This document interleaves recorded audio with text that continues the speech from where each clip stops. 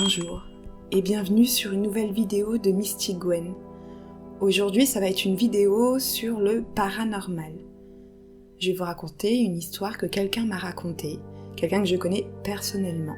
Donc installez-vous confortablement, mettez-vous dans le noir et c'est parti.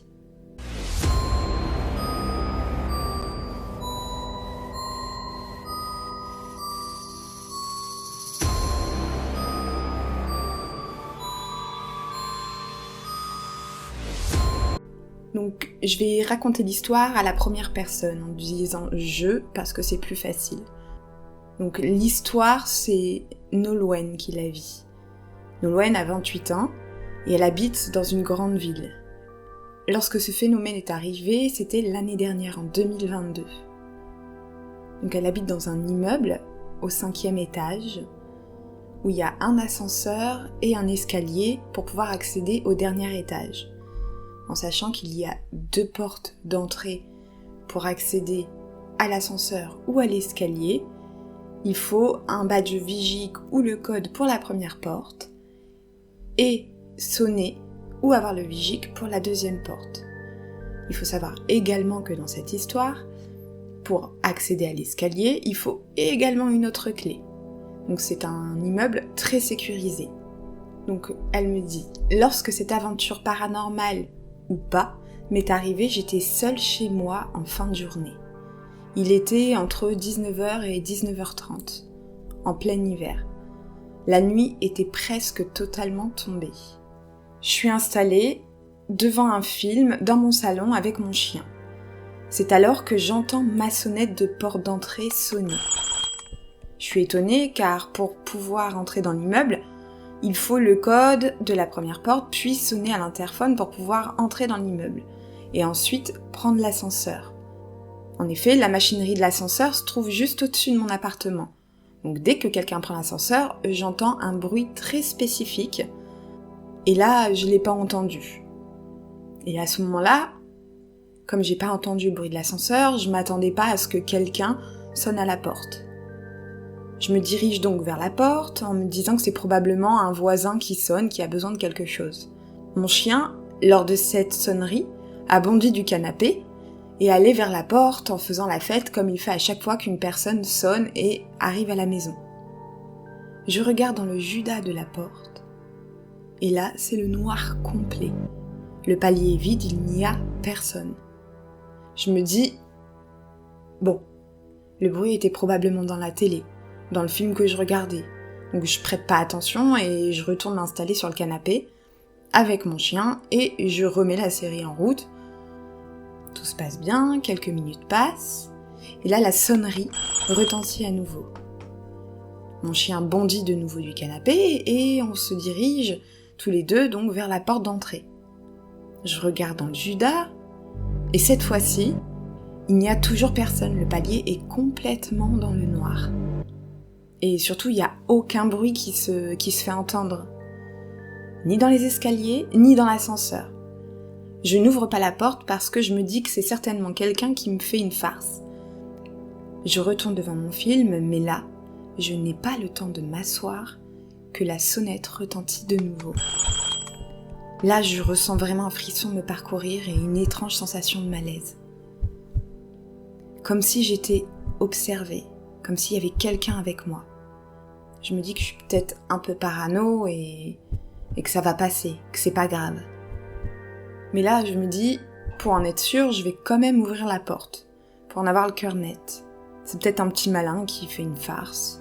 Donc j'ouvre la porte, mais il y a vraiment personne. Mon chien, lui, se précipite sur le palier et fait la fête sur le palier et tourne dans le vide comme s'il y avait quelqu'un. Là, déjà, ça me rend très nerveuse. C'est pas habituel qu'il fasse ça.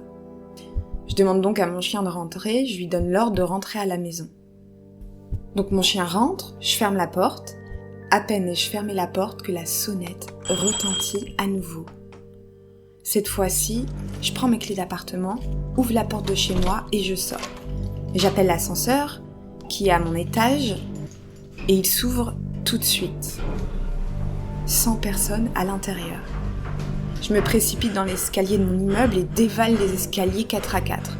À savoir que pour pouvoir emprunter les escaliers, il faut une clé.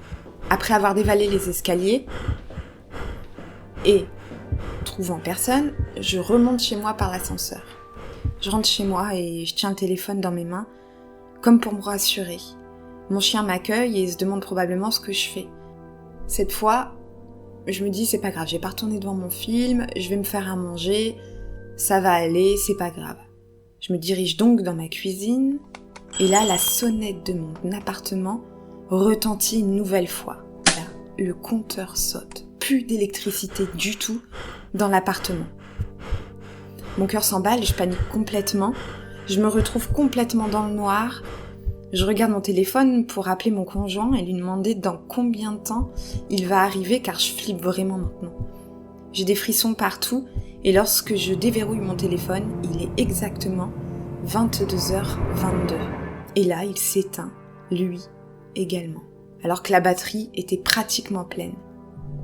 J'ai remis le compteur en route, j'ai rallumé mon téléphone et bien évidemment, j'ai allumé les lumières de tout l'appartement.